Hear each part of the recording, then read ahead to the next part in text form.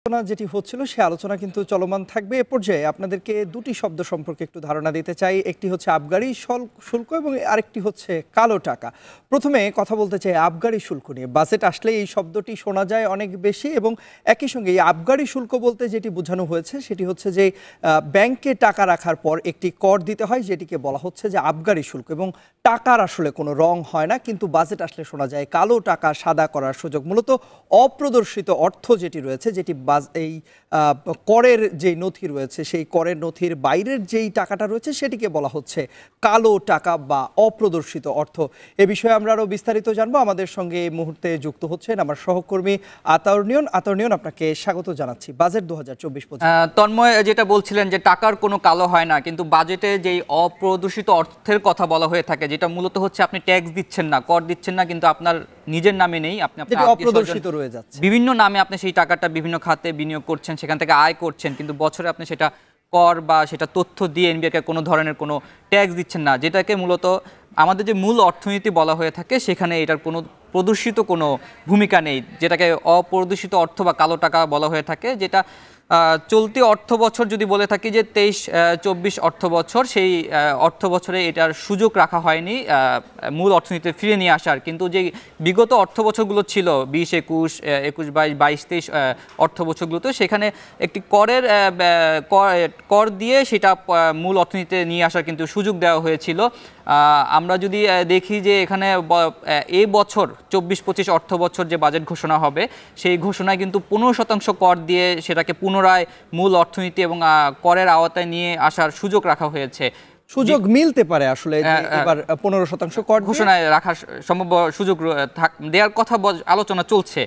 এর বিগত যে অর্থ বছরগুলো রয়েছে সেখানে 20-21 অর্থ বছরে 10% কর দিয়ে এই টাকাটা মূল অর্থনীতিতে নিয়ে আসার সুযোগ ছিল। এর সেই একই অর্থ বছরে যদি বলা হয় যে কত টাকা আমরা পেয়েছি এই ধরনের অর্থ পাওয়া গেছে, সেটা 20,600 কোটি টাকার মতো আমরা মূল আমাদের যে অর্থনীতি আছে সেখানে আমরা দেখেছি।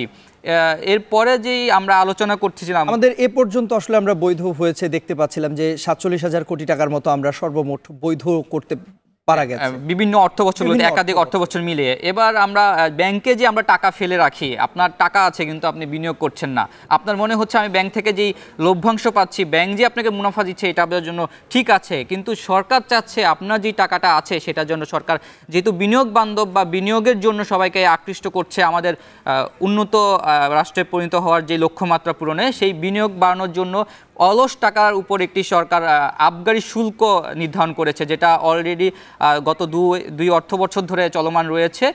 যেটা আগামী 24-25 অর্থ বছর যে বাজেট ঘোষণা হবে সেখানে সেই আবগারি শুল্কের পরিমাণ বাড়ানোর একটা আলোচনা রয়েছে, যেটা বাড়ানো হতে পারে। তো এখানে যদি আমরা যে আমাদের টেবিল রয়েছে সেখানে দেখি যে 1 লাখ থেকে 10 লাখ পর্যন্ত যেই আবগারি শুল্ক বর্তমানে চলমান রয়েছে, সেই চলমানে কোনো পরিবর্তন আসবে না, সেটা পূর্ব নির্ধারণ শুল্কই থাকবে। পরের যে ধাপগুলো রয়েছে 10 লাখ থেকে 1 কোটি টাকা পর্যন্ত যে দুটি স্তর রয়েছে, এখানে দুটি স্তরে ভাগ করা হয়েছে, যেখানে আগে কোনো স্তর ছিল না। সেখানে 10 লাখ থেকে 50 লাখ টাকার যে স্তর সেখানে 3,000 টাকা নির্ধারণ করা হয়েছে। 50 লাখ থেকে 1 কোটি টাকার যে স্তর সেখানে 3,000 টাকা যেটা ছিল সর্বোচ্চ, সেটা 5,000 টাকা করা হয়েছে। এর পরের স্তরগুলো যদি আমরা দেখি যে 1 থেকে 5 কোটি টাকা পর্যন্ত একটি স্তর ছিল, যেটা এই চলতি আগামী যে অর্থ বছর ঘোষণার করা হবে সেখানে দুটি স্তর করার একটি সম্ভাবনা রয়েছে। সেখানে 1 থেকে 2 কোটি টাকার যে স্তরটি রয়েছে সেখানে 10,000 টাকা, যেটা বর্তমান 5 কোটি টাকা পর্যন্ত শুল্ক দিতে হয়, সেটা 1 থেকে 2 কোটি টাকায় দিতে হবে। আর 2 কোটি থেকে 5 কোটি টাকায় যেই শুল্ক 10,000 টাকা ছিল, সেটা আগামী 24-25 অর্থ বছরে 20,000 টাকা করা হতে পারে।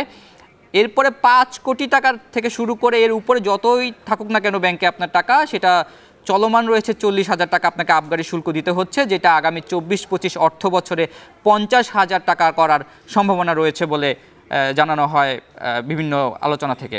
নিয়ন, আমরা যখন আসলে এই আবগারি শুল্ক নিয়ে জানছিলাম এবং শুনছিলাম এবং একই সঙ্গে কালো টাকা সাদা করার যে সুযোগ সেটি নিয়ে আমরা বলছিলাম, এ পর্যায়ে আপনার কাছে একটু পুঁজিবাজারের এবারের বাজেটে আসলে কি ধরনের পরিবর্তন আসতে পারে সেটি জানতে চাই।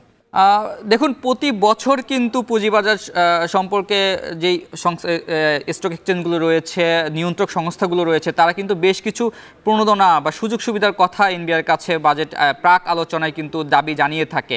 কারণ বর্তমানে যেই উন্নত বিশ্বের সাথে দীর্ঘমেয়াদে যে অর্থায়ন রয়েছে সরকার সহ বিভিন্ন ব্যবসা প্রতিষ্ঠানের বিনিয়োগ করার ক্ষেত্রে, সেখানে ব্যাংক থেকে বেরিয়ে এসে দীর্ঘমেয়াদে পুঁজিবাজারে থেকে অর্থ সংগ্রহের কিন্তু একটা সবাই পরামর্শ দিচ্ছে এবং জোর দিচ্ছে। তো সেই ক্ষেত্রে পুঁজিবাজারের যে বর্তমান অবস্থা, সেই জায়গায় কিন্তু বেশ কিছু সুযোগ সুবিধা চাওয়া হয় যাতে করে বাজারটা দীর্ঘমেয়াদে অর্থায়নে খুব ভূমিকা রাখতে পারে এবং জিডিপিতে যে বর্তমান অবস্থা রয়েছে 17% থেকে 20%, সেই শতাংশটা যেন 40 থেকে 50% হতে পারে অন্যান্য রাষ্ট্রগুলোর মতো।